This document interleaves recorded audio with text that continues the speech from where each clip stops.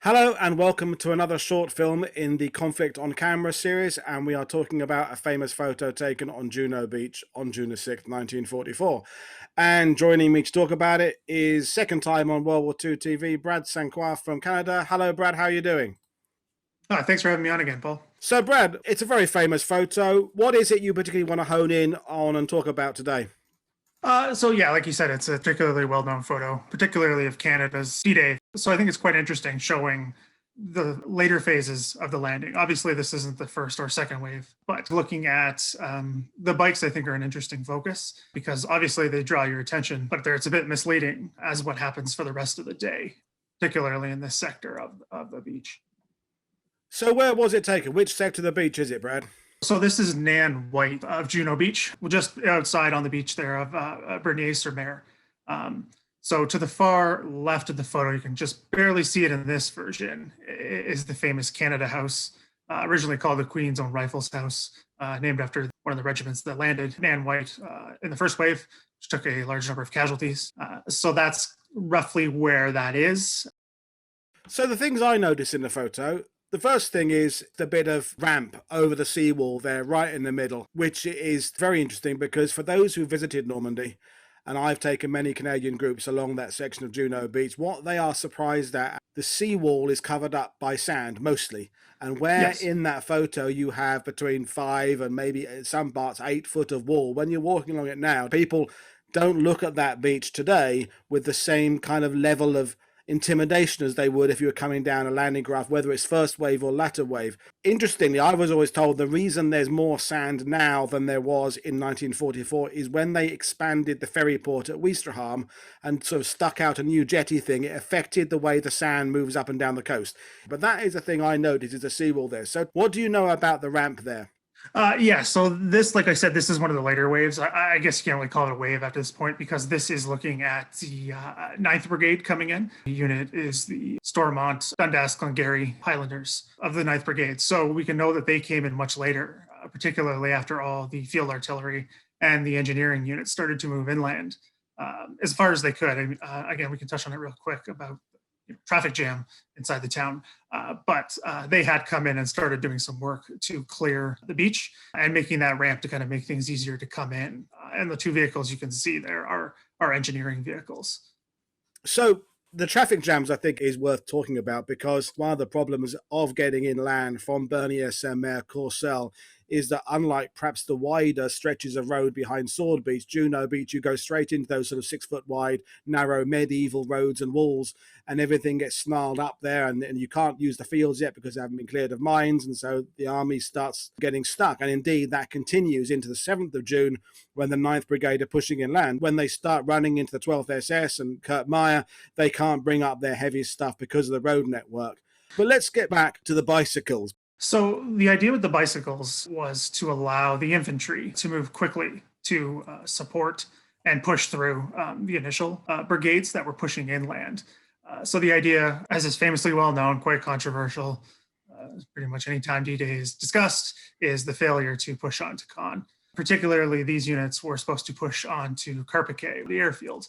So that was the idea, that the initial infantry regiments and their supporting tanks would push onto the airfield. They could establish positions outside of it to take it. So that these infantry that you see in the photo are supposed to come in and support that attack. So the idea was that the bikes would get them there quicker. Like you said, the traffic jams are quite bad in the Canadian sector. It's a major issue for days, getting that heavy equipment through and even getting just infantry through.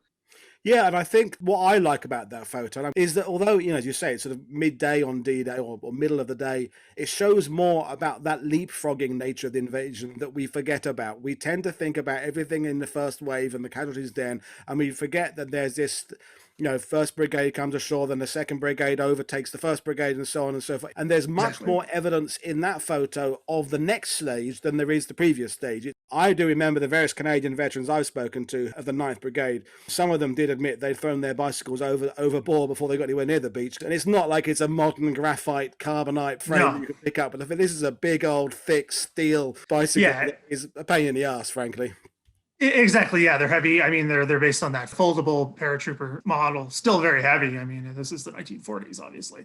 But that's another thing I think is quite interesting with the photo, right? Is what you see is the men coming in, with the lines that they're walking onto the beach with. You can see the bikes are quite clear.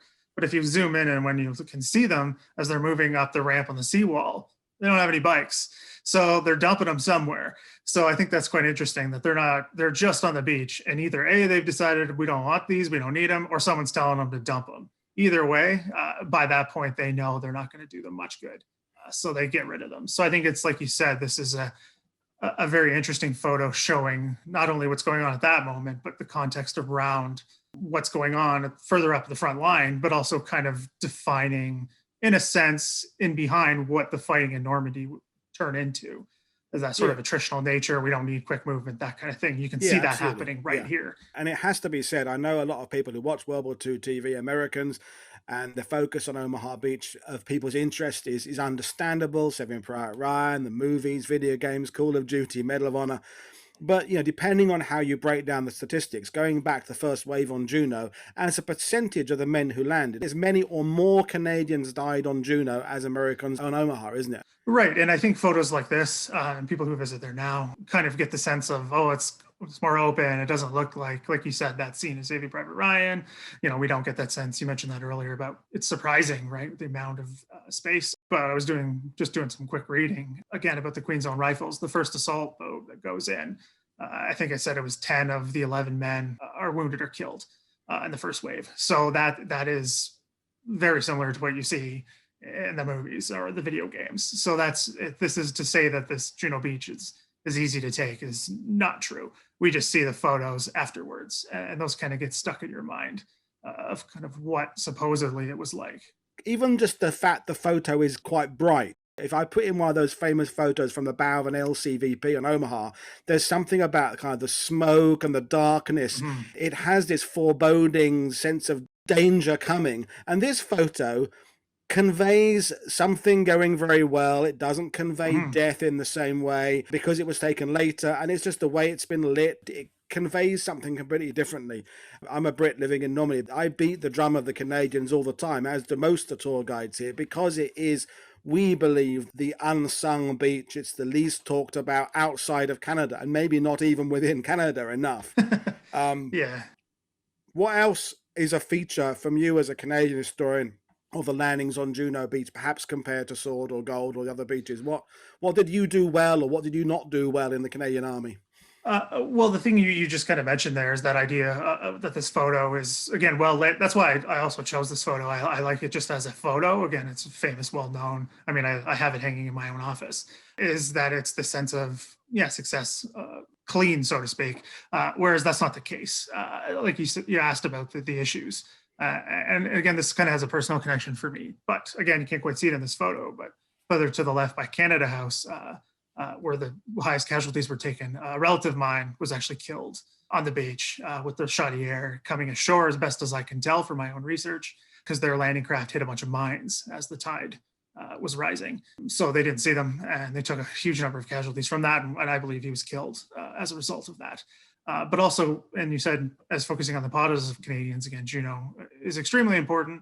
I mean, Mark Milner does a great job in that with his, Stopping the Panzers book. But this idea of having to stop the German armored columns is hugely important. And then the days following, again, you don't get a sense of that from these photos, but the importance and the roles like the Royal Winnipeg Rifles play, it's stopping the 12th SS, vanguard attack, that kind of thing. Those are things that don't get talked about. And again, I'm not the first to say this, and I've heard this from numerous other historians and tour guides. If these stories were Americans, they would have all had movies made about them by now.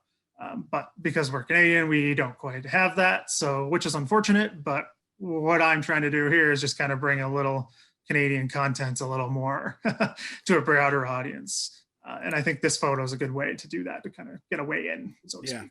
Absolutely. I mean, I'm halfway through Tim Cook's book right now, and Tim's coming on the show later this month, and that idea of how Canada has told its own history. And I remember about 15 years ago, I was in the Abbey d'Ardennes with the nephew of George Pollard, who was one of the men murdered in the garden there by the 12th SS. And with this tour group, there were a number of members of the sd&g Highlanders and the Nova Scotias. Yeah. SD&G guys there was one of either brothers or twins. I can't remember whether it was twins or brothers now. He said either he or his twin was in that photo there. And he said when he was looking at that photo, what people who are looking at it don't realize is the next day they were up to their knees in 12th SS murdering Hitler Jugend bastards. That's the... Whereas perhaps some of the guys coming ashore in Omaha, the next couple of days weren't the worst of their Normandy campaign. The D-Day had been pretty shit, but the next few days until they get closer to Saint-Lô weren't the very worst. Right. Juno, the day itself wasn't too bad. And I'm saying that accepting there were heavy casualties on the beach. It was the next couple of days, as you said, Mark Milner and others have written about those next few days when they are up against the only armoured division in Normandy that has Panthers and has the best vehicles. I mean, the American military... The American Army doesn't come up against Tiger tanks till mid-July or something, Panther tanks till late June. There you are, Canadian 3rd Division up against Panthers within a few hours of the invasion. And that is overlooked by a lot of American and British historians, well, not historians, history fans, is just exactly who the hell you are up against very, very shortly after this photo was taken. Yeah, it's something that... I guess we kind of have a complex. I've been told this by a few number of Brits as well. We kind of have this complex about us that we're not well, known enough, and that's partly our fault. So that kind of really stuck with me. So I'm kind of, trying to change that narrative a little bit. That the Canadian contribution in Normandy, it's crucial. I mean, we take a lot of criticism for Caen. That I don't think is right. And then Falaise is another area that's a lot of criticism. But again, those are the things that get focused on, kind of the negatives and the failures, where we should be focusing on the successes. And things like this photo are part of that, showing that this is a success. This is noon, roughly. And they only landed around 7:30. So this is quite successful in terms of timing of what they were able to do. I mean, this is waves of support troops coming in. This is not even close to the first wave, and it's only a few hours. So, and then again, like we said, the resistance wasn't exactly light. They were just able to overcome it really quickly. I mean, Juno Beach it's the smallest invasion force covering. I think it's the second or third largest invasion area, depending on how you break it down. Right. They are getting the furthest inland against the most determined foe. I think they are all statements I'm sure you would agree with. Yes. And yet we don't follow enough. And the other thing for those watching this who aren't particularly knowledge about the Canadian sector, it is actually very easy to study because you are one army moving in one direction. The flow is much easier to follow. If you're following the British Army, you've got to kind of do the Bayeux and South bit, Teddy-sur-Seine, and you've also got to do the Saul beat. Then you have Goodwood on one side of Caen, you've got Bluecoat the other side. It's very difficult to find. And the same with the American Army, because you've got the 7th Corps going up to Utah, Cherbourg. The Canadian Army, because you're smaller, draw a line from Juno Beach kind of broadly south, and that's where you went, isn't it, really? Pretty much, yeah. That's kind of a great way to put it. It's simplistic, but it's great. I mean, because it's true. I mean, yeah, the 1st Canadian Army, once it gets activated, does a fairly well job of kind of just pushing south, like you said.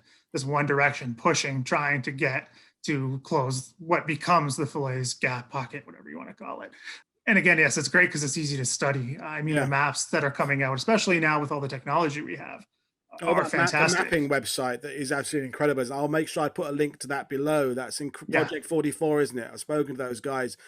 Yes. Incredible work, what they're doing, just covering all these, not just Normandy, but all the way on through the campaign, and not just Canadian. They're covering all the units. Amazing work there. Yeah, they're mapping more and more all the time. I think there's a few more British units that have been added to get more in depth as of yesterday, I believe.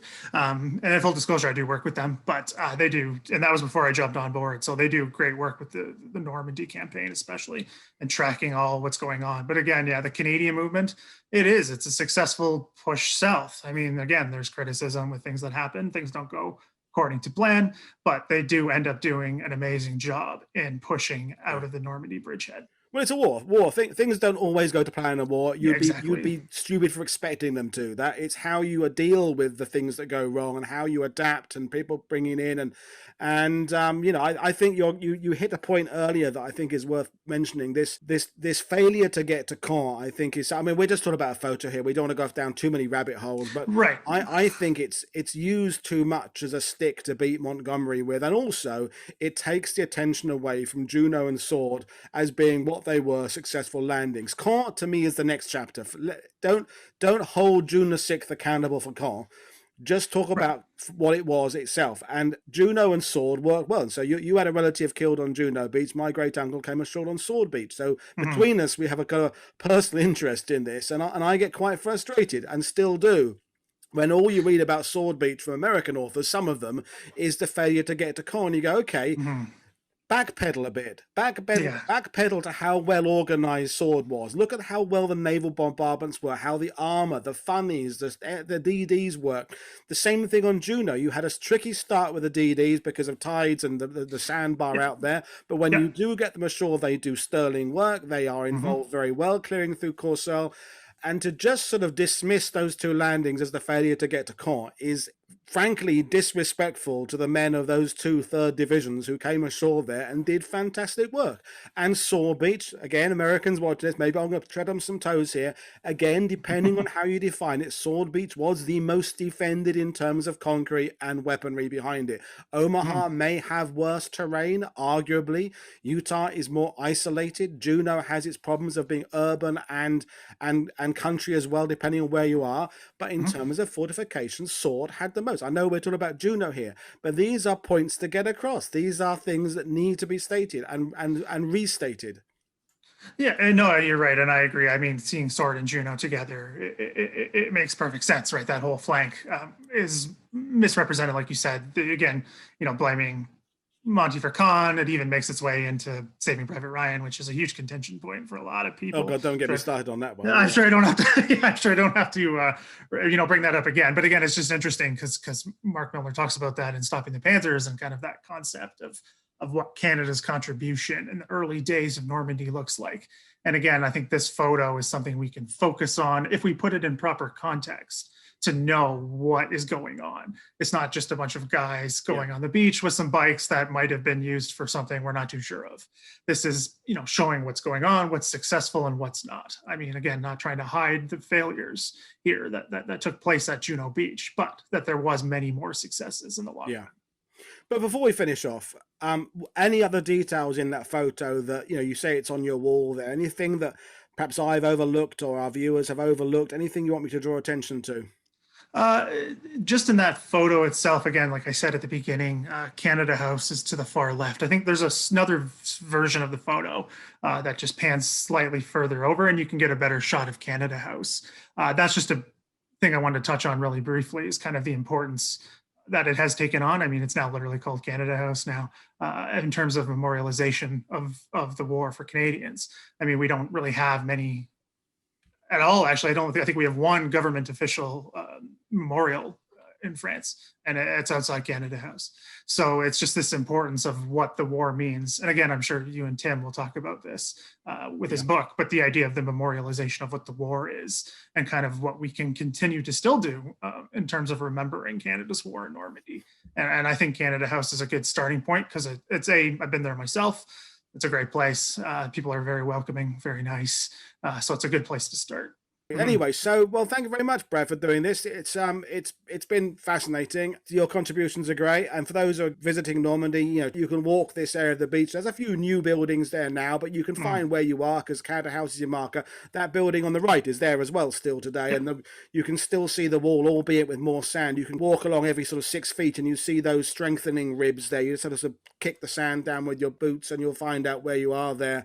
And it's an important place to go, whether you're Canadian or anybody. I think it's important to go to all the beaches and focus on all the nations. And again, the Chaudière, they don't get much talking about because they're the French-speaking regiment, so they kind of get pushed even further down the list of people we think about. And you ask most students of D-Day to list the units that came ashore on D-Day, they'd list many before they get as far as the Regiment de la Chaudière, wouldn't they, to be fair? Oh yeah, that would be probably at the bottom. Again, well, as my last name kind of gives away French Canadian background, obviously a little biased, but again, they are pushed to the bottom, like you said, and there's a bit of bitterness, I would say, from certain other people, because they get a little more attention in Normandy from the Normans because of the connection, the French connection. Very surprised, reading the accounts of the Normans when the Chaudière came ashore, they're speaking French with that old Norman accent, kind of threw them up. You're like, why are these Brits speaking French? Just again, those stories I think are quite funny in that sense. But yeah, again, a lot of this can be seen as what doesn't get talked about. But again, by being on your show, and again, thanks again, we can kind of try to start to change that narrative a little bit.